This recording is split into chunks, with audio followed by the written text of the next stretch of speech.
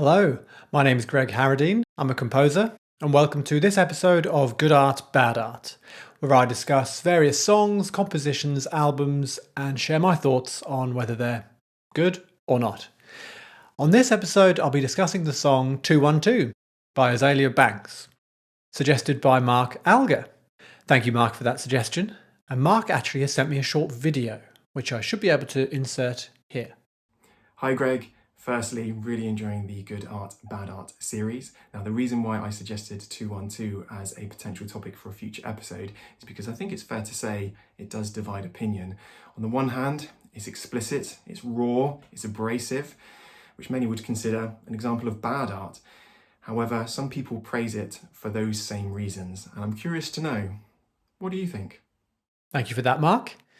So yes, 212. What do I think? Well, let's get into it. This is a song released back in 2011, which is 14 years ago. Shocking. I can remember when it came out very well. And it was such a banger. It really was. It had that powerful, just visceral effect on people. These are the days when I still went out, not only out to pubs, but to clubs, back before the days of living a more sheltered life with 3 young children. Not that I'm complaining. But anyway, in the clubs, this was a massive banger. Now, you might think, well, that makes it more on the entertainment side than the artistic side. But of course, the two can coincide sometimes. And I think this is an amazing piece of art, really, 212. I think it's fantastic. And it did have critical acclaim when it came out. Here's a few quotes. According to Carrie Bertan, who writes for Pitchfork, she said that Azealia Banks delivers her vocals with solid, straightforward flows, guttural yelps, top-shelf singing, triple X raunch, and a smug talk rap cadence. Yes, well said, Carrie. I think what she's saying there is her vocal performance is so varied in this song. And it is. It is. She goes from kind of low-key, kind of too cool to raise her voice very much, quite quiet, rapping, to then almost shouting and yelling when the song really gets going. And it's great to have that vocal dexterity, from a rapper and a singer. Another quote. Let's see. A writer for Pitchfork said, "The more you dig into this song, the more you can hear details and decisions that suggest a scary degree of pop talent." Yeah, a scary degree of pop talent, definitely. And this was her first single, her debut single. She was, I forget her exact age, either late teens, maybe she was 20. So very young, first single. It was 6th on Pitchfork's list of the best songs of the 2010s, best songs of the whole decade. It was 6th. And on Rolling Stone's list of best songs of all time, it was 485th. Now that may not sound like a lot, but songs of all time ever written, 485th, it's pretty good. So, a bit more about this track, why I think it's so great. Well, the music was written by Lazy J, and really it's his song Float My Boat. Yeah, his song Float My Boat was kind of taken almost as it is. Yeah, great kind of electro house song. Just the music was taken, and then Azealia put her raps and her sung vocal parts on top, working with Lazy J and his brother Toon.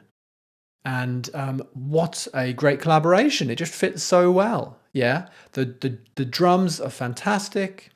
The rhythms are so visceral and they're just compulsive. They make you want to move. And then the synths, when there are synths, and there aren't many, but this kind of trumpet synth, it's really interesting because you have a kind of tonal center of F sharp. And then we have this little riff, just 2 notes, but you think, oh, is it A going to A sharp? No, is it A sharp going to B? Well, the fact is it's kind of detuned. It's somewhere in between, yeah? It's deliberately not perfectly in tune, which adds to the kind of dirty feeling of this song, because it is incredibly dirty. I haven't mentioned the lyrics. How can I not mention the lyrics? To say Azealia Banks is potty-mouthed is to put it lightly. But it's, rap famously. Yeah, rap can, often with male rappers, but now increasingly with female rappers too, the lyrics can be absolutely filthy. And in bad rap, it can just be a bit embarrassing and it can be degrading, potentially. It can not work very well. But in the best rap, the filthiness adds to it, right? It can be poetic, it can be powerful, it packs a punch. Yeah. And in Azealia Banks's lyrics, I truly think they're incredible lyrics. Her writing, that she put this together probably, I think, in her late teens, is astounding. The poetry, and yes, it is poetry. You know, if you sit down and read the lyrics, the flow is incredible. It's like a mismatch. It's like a mismatch. It's like a, what am I trying to say here? It's like a mixture, not a mismatch. It's like a mixture of, say, Gertrude Stein and, you know, Old Dirty Bastard or something. It's astonishing. Yeah. One of the best rap lyricists of her generation, I feel. And yeah, the song, it discusses sort of her upbringing in Harlem. It's about how she's now here on the scene, right? This is her debut single. It's kind of like, I'm here now. Pay attention, world. Yeah. And it does border on arrogance, but that arrogance, when it's backed up by talent, then it works, doesn't it? If you have arrogance, as you often do in rap, if you have lots of arrogance and bluster and bombast, but the talent's not there, it's just very unfortunate and embarrassing, isn't it? But she has the talent. And of course, this song is about oral sex. Yeah, can't deny that. It's one of the main features of it. Cunnilingus, we could say. I won't quote any lyrics because I think it would just sound wrong coming from my mouth, quite frankly. Leave Azealia Banks to do that, but go and have a listen. It really is poetry. Potty mouth poetry at its best, one may say. Got a great music video. Yeah, black and white, fantastic music video. Check that out. And yeah, it's the vocals, how they're mixed is really good as well. They're often a bit distorted, but they're incredibly clear. They cut through. They're often distorted, which adds to the dirty feel, yeah, of the song. And it's a song that I've heard it dozens and dozens of times. Yes, dozens of times. But to me, I don't get bored with it. Yeah, I do not get bored with it. I think musically and lyrically, it really is up there, especially the lyrics. Yeah, especially the lyrics. I'll continue listening to this song. I often go stretches without hearing it, and then months. Of course, we do this, don't we? Months pass, and suddenly we hear a song we love, and suddenly, boom, we were reminded of its genius. Yes. 212. What does that mean? You might be wondering. Well, it's the area code. It's an area code which covers, I think, Manhattan in New York City, where she spent some time, yeah, when she was growing up.